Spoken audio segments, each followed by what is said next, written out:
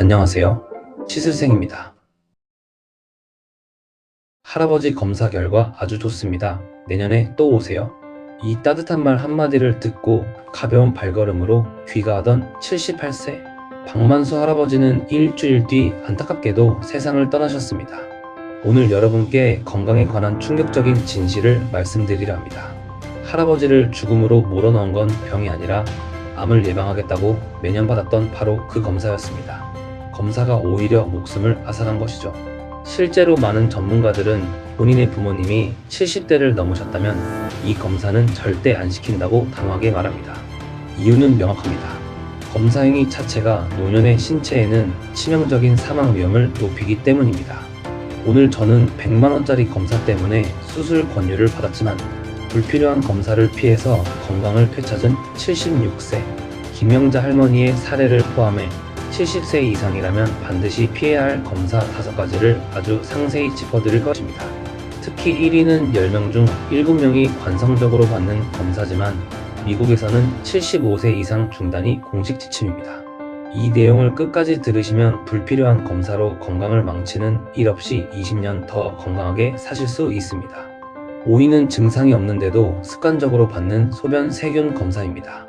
공부를 해보니 가장 안타까운 순간이 바로 이 소변 검사 결과를 보고 항생제를 처방받는 어르신들을 볼 때라고 합니다. 건강검진 결과지에 소변 세균 발견이라는 문구가 뜨면 누구나 겁이 나죠. 하지만 70대 이상 노인의 40%는 소변에 세균이 있는 것이 지극히 정상입니다. 이를 전문 용어로 무증상 세균류라고 부르는데 그냥 순한 세균이라고 이해하면 쉽습니다. 이 세균들은 몸속에서 조용히 평화를 유지하며 살고 있습니다. 그런데 여기에 항생제라는 폭탄을 투여하면 어떻게 될까요?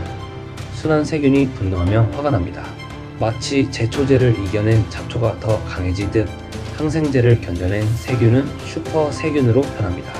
미국 의학 저널 연구에 따르면 증상 없는 75세 이상 어르신이 항생제를 먹으면 1년 후 약이 전혀 듣지 않는 내성균이 몸속에 무려 4배나 늘어난다고 합니다. 정작 나중에 진짜 방광염이나 신우신염이 와서 생사가 오갈 때 쓸 수 있는 약이 없어지는 비극이 발생합니다. 물을 하루 2리터 정도 충분히 마시는 것만으로도 대부분의 세균은 자연스럽게 씻겨나갑니다.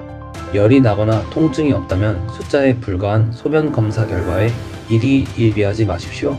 4위는 아무 증상 없이 매년 받는 습관적인 심전도 검사입니다. 전문가들은 이를 멀쩡한 엔진 뚜껑 자꾸 열어보기라고 정의합니다.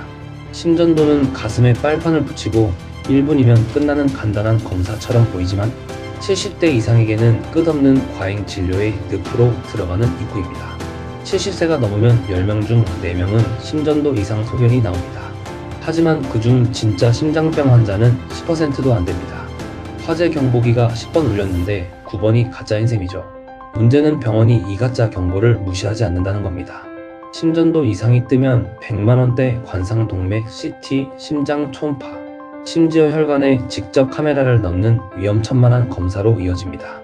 결국 혈관이 조금 좁아졌다는 이유로 아무 통증도 없는 분의 심장에 스텐트를 박아놓는 수술까지 가게 됩니다. 가슴 통증이나 숨가쁨이 없다면 심전도는 건강검진 항목에서 과감히 X표를 치셔도 좋습니다. 3위는 허리가 조금 아프다고 찍는 100만원짜리 허리 MRI 검사입니다. 70대 허리 MRI는 얼굴에 주름살 찾기나 다름없습니다. 60세 이상 건강한 사람 100명을 조사했을 때 통증이 전혀 없는데도 87명이 디스크 돌출 진단을 받았습니다. 하지만 실제로 수술이 필요한 사람은 단 3명 뿐이었습니다. MRI는 너무 자세해서 안 봐도 될 노화 현상까지 전부 암적인 존재로 둔갑시킵니다. 사진 속 디스크가 튀어나왔다는 말에 겁을 먹으면 멀쩡하던 다리에 힘이 빠지는 것 같은 착각이 듭니다. 다리 마비나 대소변 장애가 없다면 MRI 찍을 돈으로 가장 좋은 운동화를 사서 매일 30분씩 걷는 것이 최고의 치료법이라고 전문가들은 조언합니다. 사진은 과거일 뿐 현재 당신의 몸 상태가 훨씬 중요합니다. 2위는 남성분들의 삶의 질을 송두리째 앗아가는 PSA 전립선 암 검사입니다. 미국 의학계는 70세 이상에게 이 검사를 시키는 것을 D등급, 즉 절대 하지 말아야 할 행위로 규정했습니다. 70대의 전립선 암은 거북이와 같습니다. 10년에 겨우 1cm 자랄 정도로 느립니다. 반면 우리의 기대 수명은 85세를 향해 달려가는 고속열차입니다. 거북이가 문제를 일으키기 전에 기차는 이미 종착역에 도착합니다. 그런데 검사를 통해 이 거북이를 발견하는 순간 수술과 조직 검사가 시작됩니다. 그 결과는 참혹합니다. 수술 환자 10명 중 3명은 평생 기저귀를 차는 요실금에 시달리고 5명은 성기능을 완전히 상실합니다. 아무 불편함이 없다면 거북이를 잡으려 고속열차를 세우지 마십시오.